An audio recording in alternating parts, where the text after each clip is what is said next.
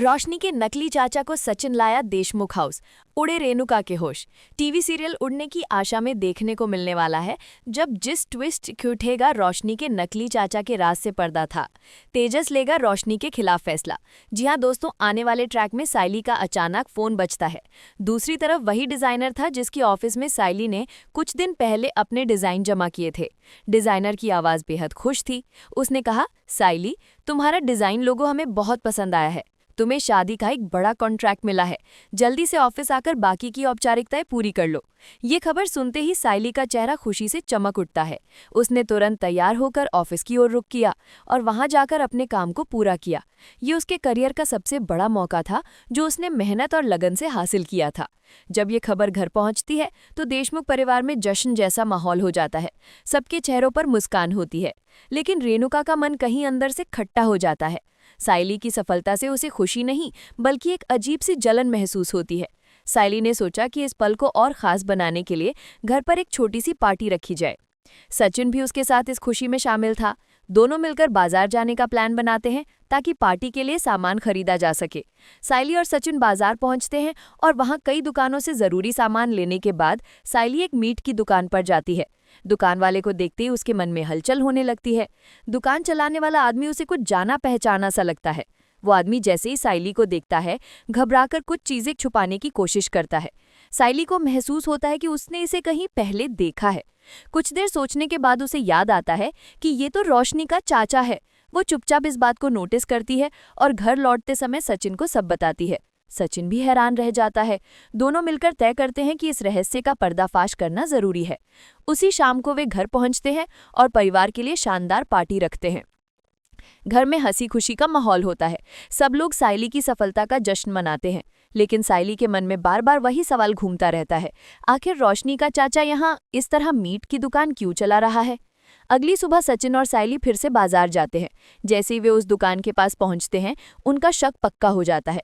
सामने वही आदमी दुकान पर बैठा मीट बेच रहा था। इस बार सचिन खुद आगे बढ़ता है और सीधे उसे रोकता है। वो कहता है, अरे तुम तो वही हो ना जिनके बारे में रोशनी कहती थी कि दुबई में करोड़पति हो, यहाँ मीट की दुकान क्यों चला रहे हो? सच बताओ, ये सब क्या है?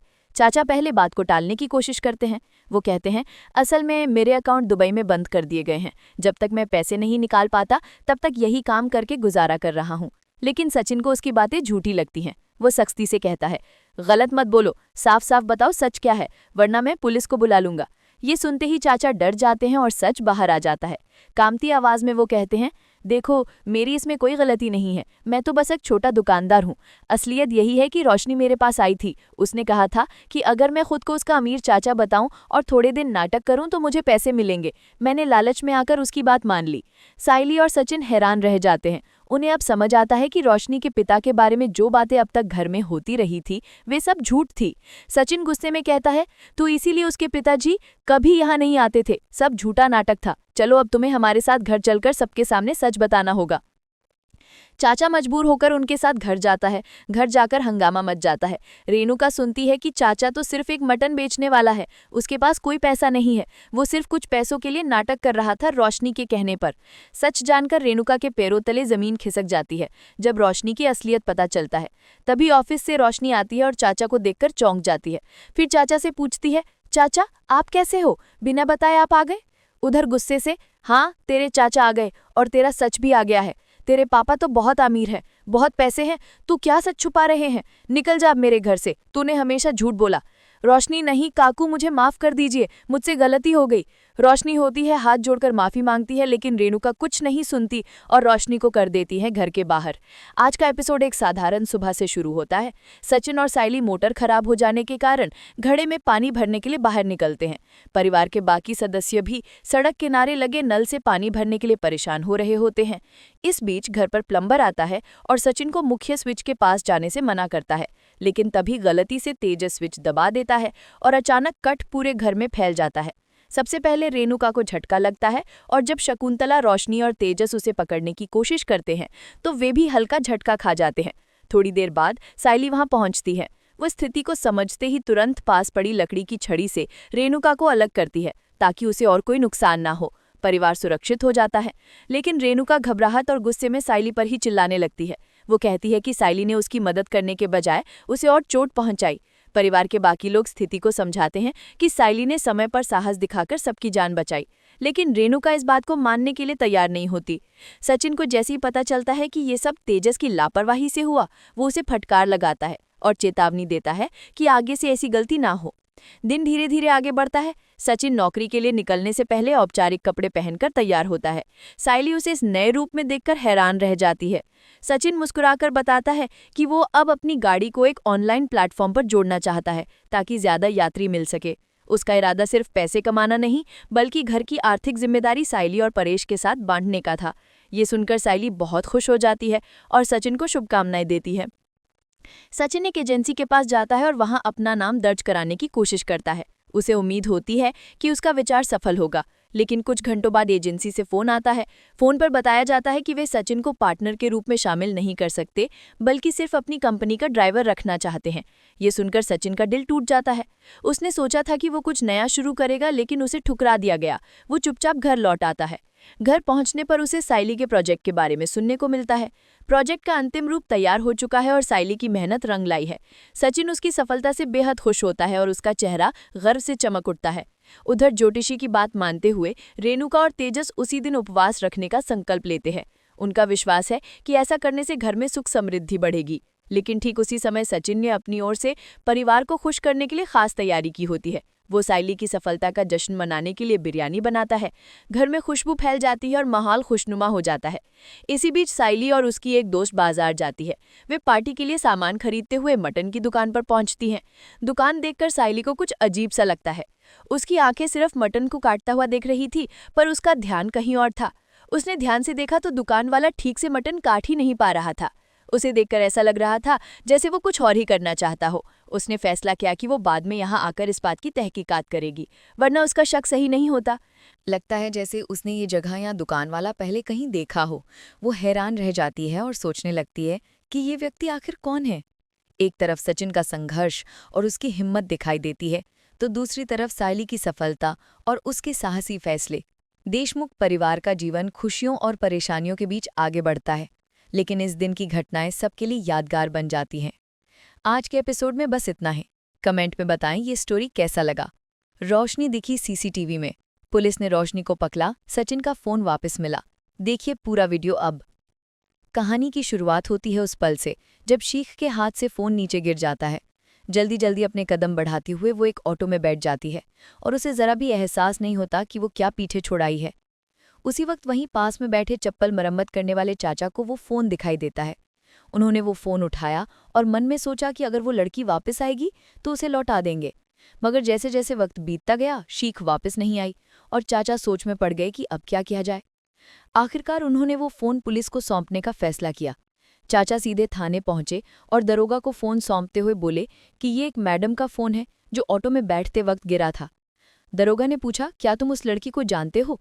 चाचा ने सिर हिलाते हुए कहा, नहीं साहब, बस इतना पता है कि वो चप्पल ठीक कराने आई थे।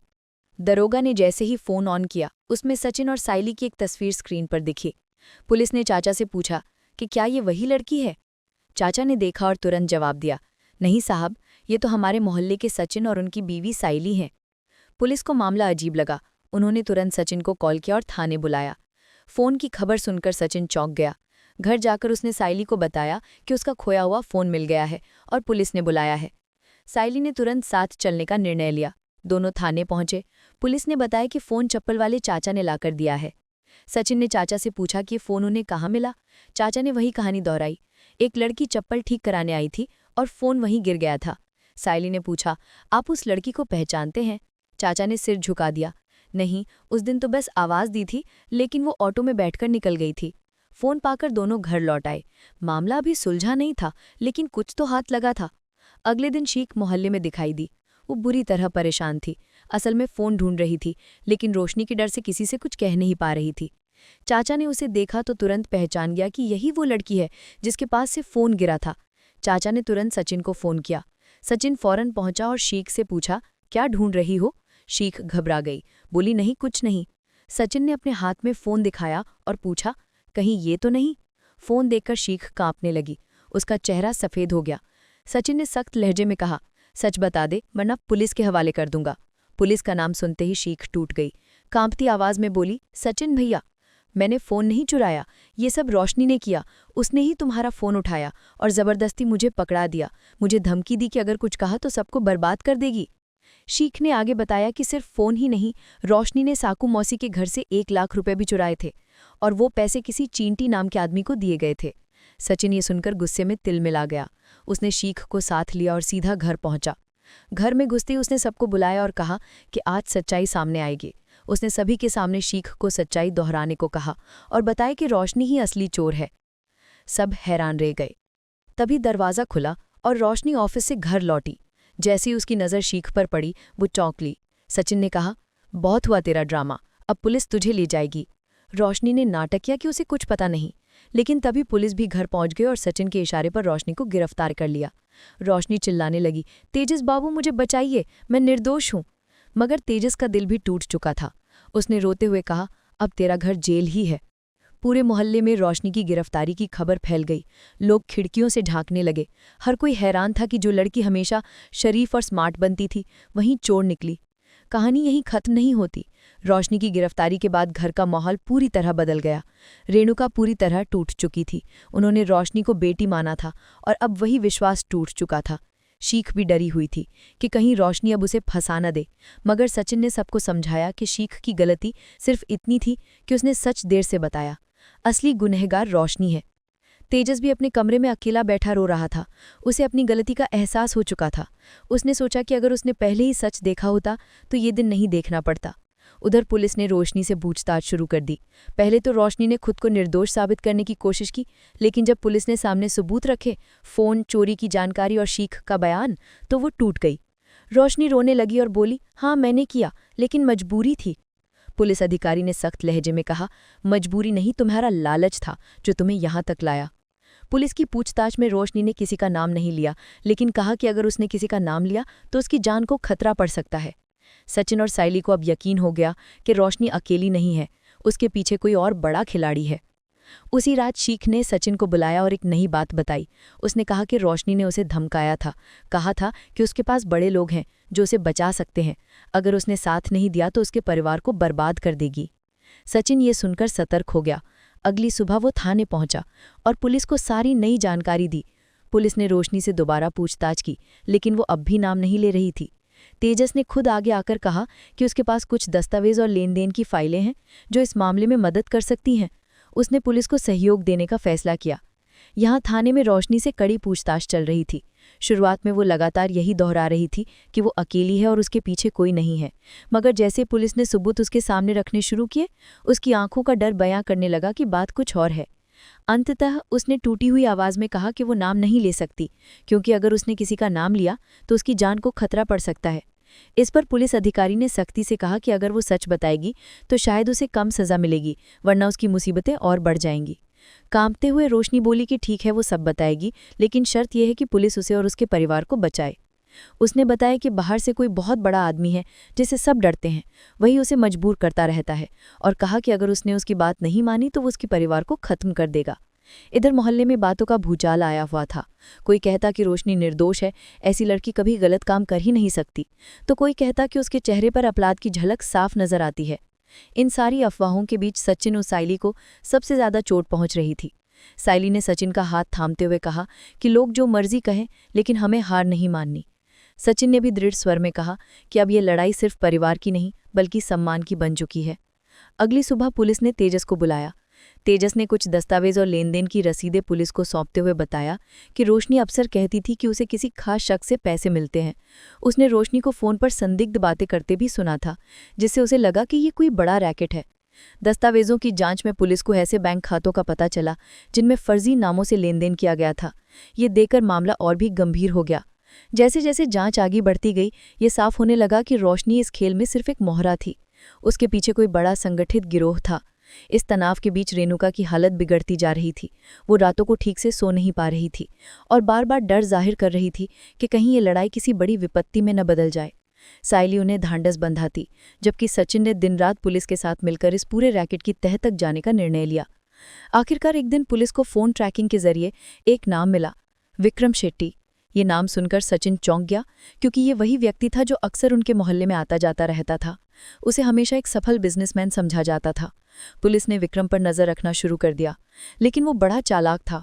खुद कभी सामने नहीं आता और हर बार अपने गुर्गों को आगे करता। एक दिन रोशनी में थाने में पुलिस को इशारे में स्वीकार किया कि वही विक्रम शेट्टी है जिसने उसे मजबूर किया था। अब पुलिस को मामला समझ में आने लगा कि असली गुनहगार कौन है, पर विक्रम को पकड़ना आसान नहीं था। इस बीच कुछ मोहल्ले वालों ने सचिन के खिलाफ बोलना शुरू कर दिया कि वो और उसका परिवार ही इस साजिश के पीछे है, लेकिन सचिन ने संयम से जवाब दिया कि सच्चाई अपने आप सामने आएगी। पुलिस को गुप्त सूचना मिली और उन्होंने एक पुराने गोदाम पर छापा मारा, जहां विक्रम के कुछ गुर्गे मिले। वहां से नकली दस्तावेज, पैसे और कई फोन बरामद हुए। ये सबूत काफी थे ये साबित करने के लिए कि विक्रम ही इस रैकेट का मास्टरमाइंड है, मगर वो खुद अब भी फरार था। रोशनी ने जेल से एक चिट्ठी भेजी जिसमें उसने माफी मांगी और कहा कि वो मजबूरी में गलत रास्ते पर चली गई थी। सचिन ने जवाब में कहा कि अगर वो सच में सुधार चाहती है तो कोर्ट में विक्रम का नाम लेकर सब कुछ उजागर करे। अंततः कोर्ट में सुनवाई का दिन आया। रोशनी को कटघरे में लाया गया। वो डरी हुई और पश्चाताप से भरी हुई थी। जज ने पूछा कि क्या वो अपने अपराध स्वीकार करती है। रोशनी ने सिर झुकाकर स्वीकार किया कि हाँ, वो गलत किया, लेकिन वो अकेली नहीं थी। उसके पीछे विक्रम शेट्टी था जिसने उसे धमकाया। ये सुनकर कोर्ट में हलचल मच गई और जज ने पुलिस को निर्देश दिया कि विक्रम की गिरफ्तारी तुरंत सुनिश्चित की जाए। इस खुलासे के बाद विक्रम के गुर्गे और भी खतरनाक हो गए। उन्होंने सचिन और उसके परिवार को डराना शुरू कर दिया। रातों को धमकी भरे फोन आते, मगर सचिन डरा नहीं, बल्कि उसने परिवार को साथ लेकर सुरक्षा के पुख्ता इंतजाम कर लिए। इस बार पूरा परिवार एकजुट था। शिखा और तेजस भी इस लड़ाई में कंधे से कंधा मिलाकर साथ थे। एक सुबह पुलिस का फोन आया। विक्रम शेट्टी एक पुराने गोदाम में छिपा हुआ है। सचिन और साहिली ने बिना देर किए पुलिस के साथ जाने का निर्णय लिया। गोदाम के पास पहुंचते ही पुलिस ने चारों ओर से घेराबंदी कर ली। सचिन ने देखा कि अंदर विक्रम के आदमी हथियार लेकर तैनात थे। उसने पुलिस से कहा कि चुपचाप प्रवेश करना बेहतर होगा ताकि कोई हिंसा ना हो। जैसे ही टीम अंदर घुसी, विक्रम ने उन्हें ललकारते हुए कहा कि उनका कुछ नहीं हो सकता, लेकिन सचिन ने दृढ़ता से जवाब दिया कि अब उसका खेल खत्म हो चुका है। गुस्से में विक्रम ने बंदूक उठाई, मगर पुलिस ने तुरंत उसे दबोच लिया। उसके साथियों को भी पकड़ लिया गया। गोदाम में सारे सबूत मौजूद थे, नकली दस्तावेज, पैसे और चोरी की संपत्ति। घर लौटने पर रेणुका की आंखों में आंसू थे। उसने सचिन और साहिली को गले लगाते हुए कहा कि उन्होंने पूरे परिवार की इज्जत बचा ली, मगर खतरा अभी टला नहीं था। विक्रम जेल में था, पर उसका नेटवर्क बाहर सक्रिय था। धमकियां जारी थीं। सचिन और साहिली ने पुलिस और घर वालों के साथ मिलकर एक ठोस योजना बनाई ताकि अब कोई भी गुंडा उनके परिवार या मोहल्ले को नुकसान न पहुंचा सके। इस बीच शिख ने भी बहादुरी दिखाई। वो रोशनी से लगातार मिलती रही और उसे मानसिक सहारा देती रही। उसकी इस मदद से रोशनी आत्मनिर्भर बनने लगी और उसने सुधार की राह पर चलने का फैसला किया। अदालत में जब विक्रम और उसके गुर्गों की पेशी हुई तो सबूत इतने ठोस थे कि उनका झूठ टिक नहीं पाया। जज ने कड़ा रुख अपनाते हुए कहा कि अपराधियों को कड़ी सजा दी जाएगी। विक्रम की कोशिशें असफल रही और कोर्ट ने उसे लंबी सजा सुनाई। रोशनी को भी जेल से रिहा कर दिया गया, लेकिन वो अब पूरी तरह बदल चुकी थी। उसने समाज और परिवार से माफी मांगी और एक नई शुरुआत की। सचिन और साहिली ने पूरे मोहल्ले में जागरूकता फैलाना शुरू किया। उन्होंने समझाया कि किस तरह लालच और डर किसी को भी अपराध की तरफ धकेल सकता है, लेकिन अगर समय पर चेत जाएं तो बचा जा सकता है। शिखा और तेजस ने भी अब सुरक्षा और सजगता के महत्व को समझ लिया था। इस पूरे संघर्ष ने परिवार को और भी मजबूत बना दिया। मोहल्ले में अब लोग सचिन और उसके परिवार को आदर की नज़र से देखने लगे।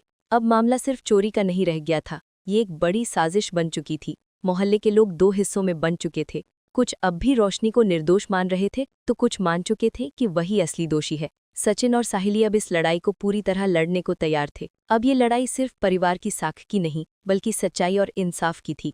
अंत में सचिन ने सबको एकत्र करके कहा कि सच्चाई, ईमानदारी और हिम्मत के बिना कोई भी लड़ाई नहीं जीती जा सकती। इस पूरे संघर्ष ने साबित कर दिया कि जब परिवार साथ हो तो हर साजिश को बेनकाब किया जा सकता है। ये कहानी केवल एक अपराधी को पकड़ने की नहीं थी, बल्कि ये उस सोच और साहस की थी जो हर चुनौती का सामना करने के लिए जरूरी होती है। रोशनी की सुधरती कहानी भी इस बात का प्रमाण थी कि कोई भी इंसान चाहे तो सही रास्ते पर लौट सकता है। अंततः मोहल्ला और परिवार एक नई रोशनी और उम्मीद के साथ आगे बढ़ चला। आज के एपिसोड में बस इतना ही। आपको ये स्टोरी कैसी लगी और रोशनी के इस धोखे के बारे में आपकी क्या राय है, मुझे नीचे कमेंट्स में ज़रूर बताइएगा। मैं हूं आपकी दोस्त नीलम और मैं आपसे वादा करती हूं कि उड़ने की आशा का हर छोटा बड़ा अपडेट सबसे पहले आप तक पहुंचाऊंगी। सिर्फ और सिर्फ नीलम गॉसिप पर। तो वीडियो को लाइक करना और चैनल को सब्सक्राइब करना बिल्कुल मत भूलना। मिलते हैं अगली वीडियो में एक नए ट्विस्ट के साथ।